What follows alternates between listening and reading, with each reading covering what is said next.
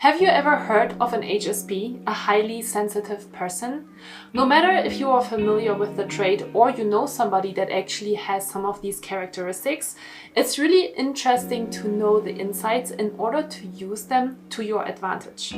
So in today's video, I want to talk with you about what a highly sensitive person is and how highly sensitive people can thrive in the workplace. So I would say, let's get started.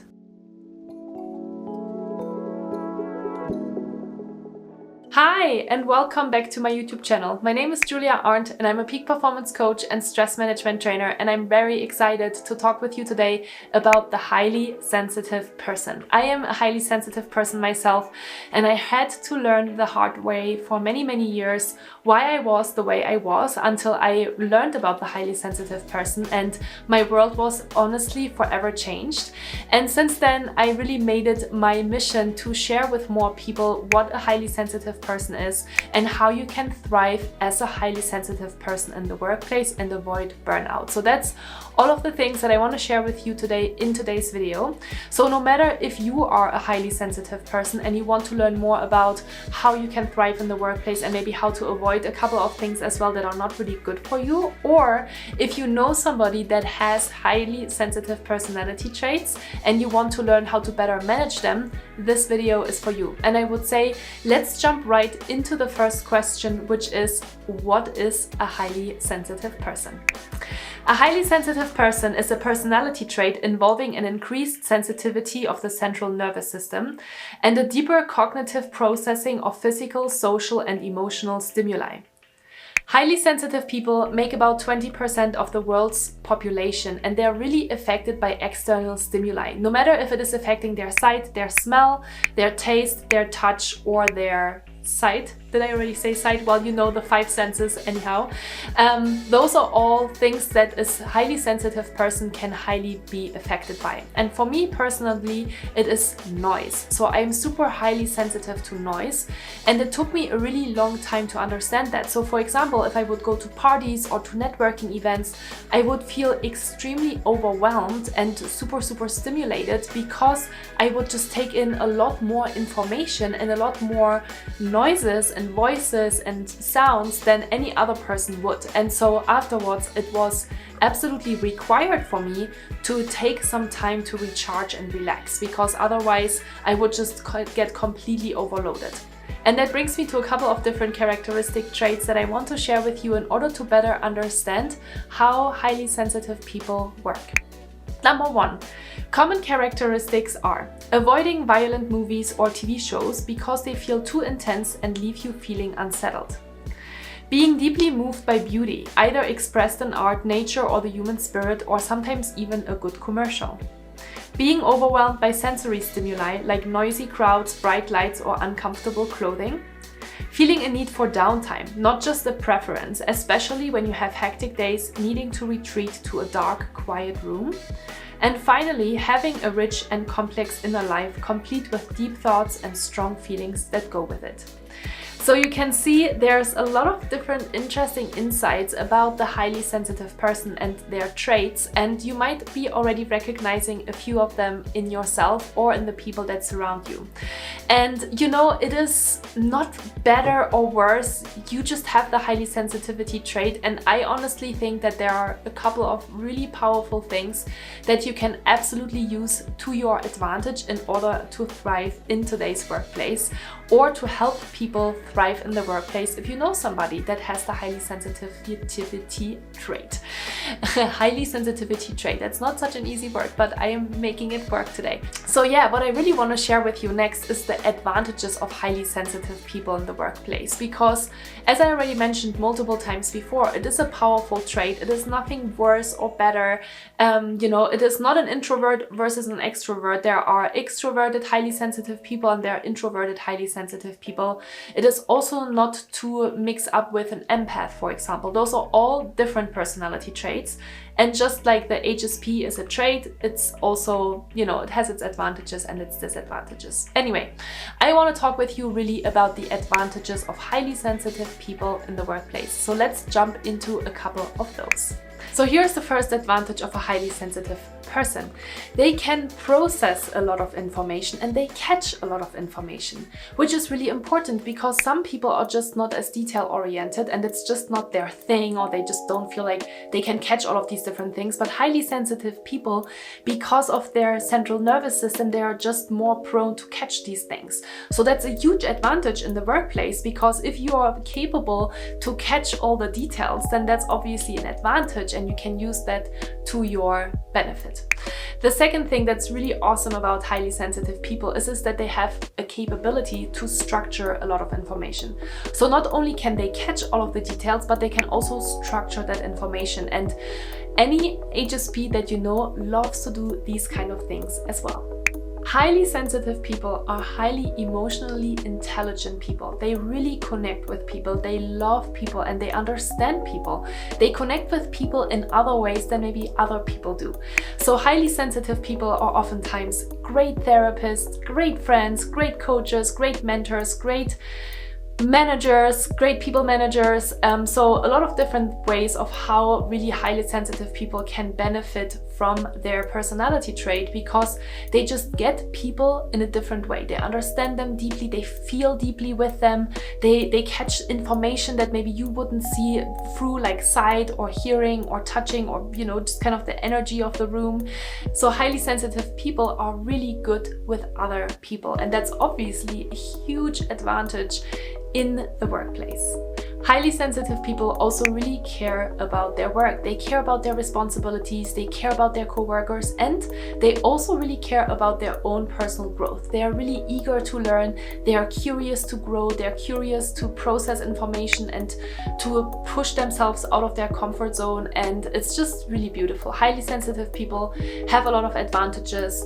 And yeah, I want to talk with you now about the most important thing in this video, which is how can you thrive in the workplace, or how can you help another person thrive in the workplace?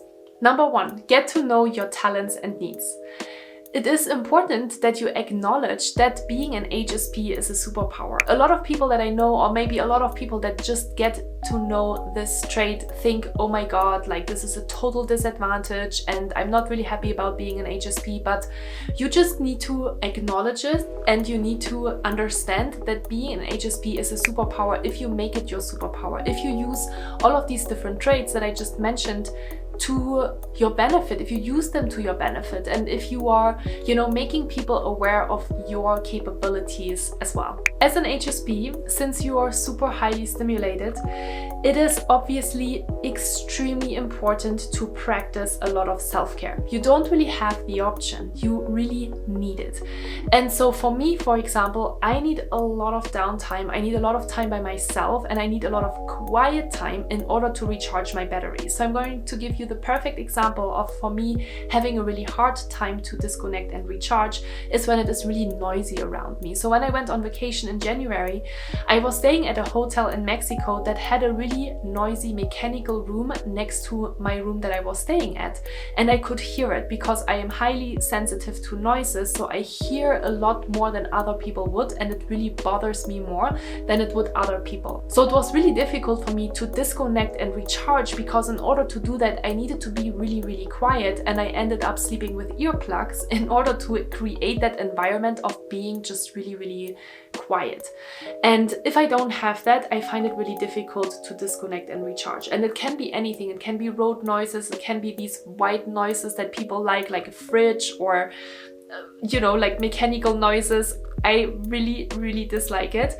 And so for me, it is really important to be quiet. And I know that. So if I'm, for example, finding myself in a social setting as well, when I'm finding myself at a networking event, or when I'm speaking at an event, I can be super extroverted and I can speak to a ton of different people, but it's really exhausting me at the same time as well. So I do need time to retreat and to take care of myself, to have it really quiet, to do what I need to do, to exercise, to read, to sleep. I need a ton of sleep talk about sleep and talk about the importance of sleep and the quality of sleep. So all of these different things are super important for me. So if you are an HSP, make sure that you are practicing a lot of self-care. There's a couple of different videos on my YouTube channel about self-care, so make sure to check those ones out. I think there's one on self-care and one on routines, or how to build routines, which is really powerful to know. And then if you know an HSP that is maybe struggling at the moment, then help them identify what is their personality thing. Like what is it that really stimulates them highly? Is it their sight, their smell, their touch, their noises? And then once you have identified that, you can obviously reduce that as well, right? So put in more breaks into your day, for example, if it is your sight, and just make sure that you have 5 to 10 minutes throughout the day where you can just shut your eyes, or get super mega noise cancelling headphones and put them on your head in order to make sure that you're really cancelling out all the noises that you can hear, especially, for example, when you're going back to the office as well. So there are a couple of different ways on how to really practice self-care and make sure that you are taking care of the things that you really need in order to thrive. Okay, so the next thing that is really important to talk about when we're talking about the HSP trait in the workplace and how you can thrive is that you need to communicate it. It is super important that you communicate what you need. It is not just important to acknowledge that you have this superpower, but also to communicate it to your surrounding environment. So again, I'm going to give an example from just traveling with friends, but when I'm traveling with friends, I always tell them that I'm super sensitive to noise and sound, and that I needed to be super quiet, especially when staying in a hotel. So I would turn off the fridge, I would turn off the TV, because sometimes that can give some kind of sounds as well. And yeah, that's just who I am, and that's just what I need in order to fully recharge and relax, because otherwise I feel like my nervous system is just constantly on and constantly scanning, and that's super, super tiring and super energy depleting. And as I was just giving you a couple of different examples of how to practice self-care, it's kind of the same thing in the workplace as well. So if you are sensitive to noise, make sure that you're wearing headphones. If you need larger chunks of time to focus on projects, do that, because you're super detail oriented and you have the capability to structure a lot of information. Or if you need to close your eyes from time to time in order to make sure to take care of yourself, schedule in more regular breaks. Those are all things that are really good for your productivity anyway, so there shouldn't be any problems at all. I do get a lot of comments from you on one of my first videos that I recorded on the highly sensitive personality trait, and a few have given me the feedback that it is really difficult to communicate that trait when you are working in a toxic environment or with a difficult manager. And I do agree, right? You always need to find, obviously, ways that work best for you. And sometimes people don't understand. And sometimes maybe if you're working in a difficult setting, then you need to find your own ways to still make it work for you.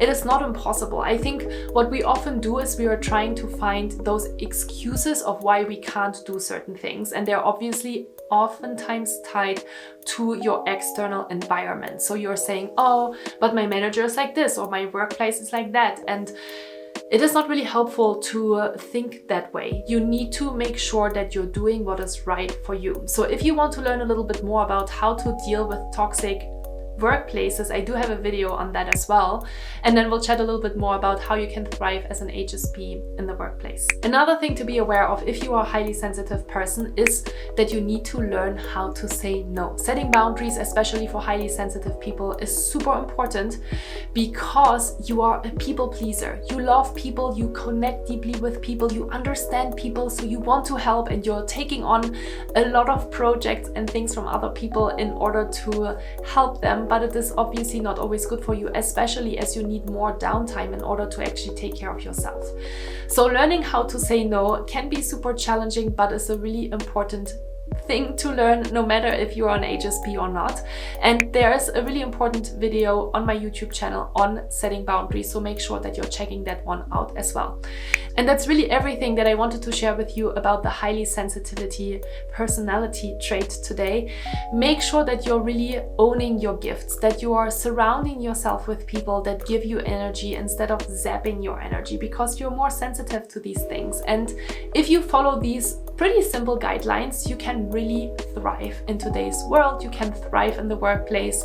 You know, a lot of people have also asked me if highly sensitive people can thrive in the corporate workplace environment, and I absolutely think yes, you can. I was working in a corporate environment for 7.5 years and I had really great times. It was more of a personal decision that I left my corporate job at the end and that I started my own business. And again, I think it's just an excuse that we're like, I can't make this work, this is too difficult, and that's why I'm just gonna leave my job, or why I'm giving up, or why I'm just keeping complaining about the things and people not understanding me. But don't be that way. You need to understand that you need to take responsibility for your own life, and self-responsibility is a super important topic.